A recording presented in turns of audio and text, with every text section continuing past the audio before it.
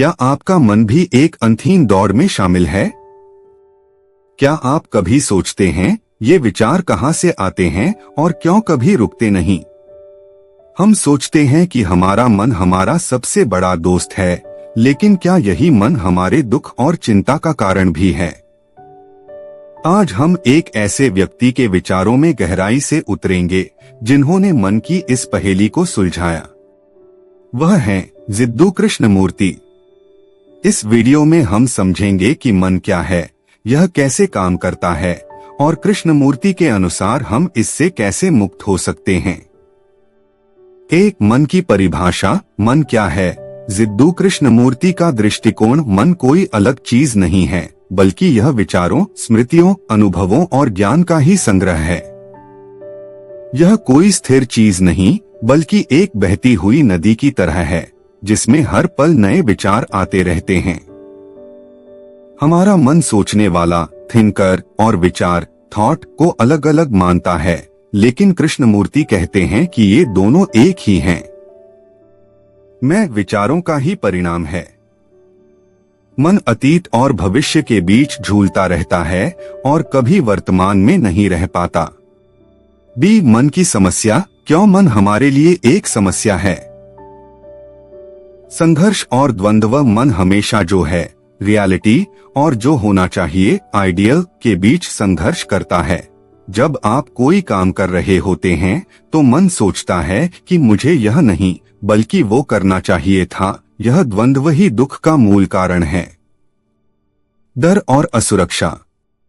मन अतीत के अनुभवों से डर पैदा करता है और भविष्य की कल्पना से चिंता। हम हमेशा यह सोचते हैं कि कहीं कुछ गलत न हो जाए, और यह डर हमारे हर फैसले को प्रभावित करता है। बंधन और कंडीशनिंग। समाज, संस्कृति, धर्म और हमारे खुद के अनुभव मन को कंडीशन कर देते हैं। मन की यह कंडीशनिंग हमें एक दायरे में बांध देती है, जिससे हम नए और सच को देख नहीं पाते। सी, समाधान। मन से मुक्ति कैसे संभव है? जागरूकता, अवेयरनेस। कृष्णमूर्ति का सबसे महत्वपूर्ण उपदेश है बिना निर्णय के अवलोकन, चॉइसलेस अवेयरनेस।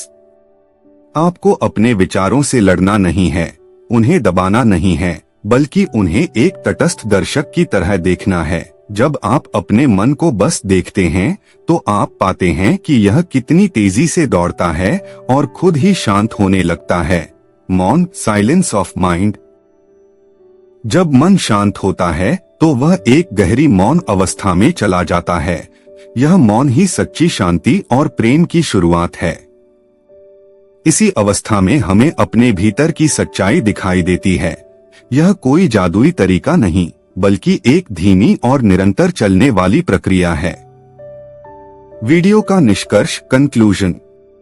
तो मन को नियंत्रित करने की कोशिश करने के बजाय कृष्णमूर्ति हमें उसे समझने और देखने की सलाह देते हैं।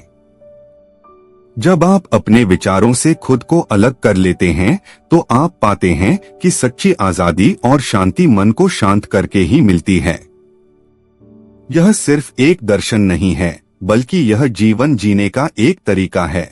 आपको यह विचार कैसे लगे, हमें कमेंट्स में बताएं, और ऐसे ही गहरे और सार्थक विषयों पर और वीडियो देखने के लिए हमारे चैनल को सब्सक्राइब करें।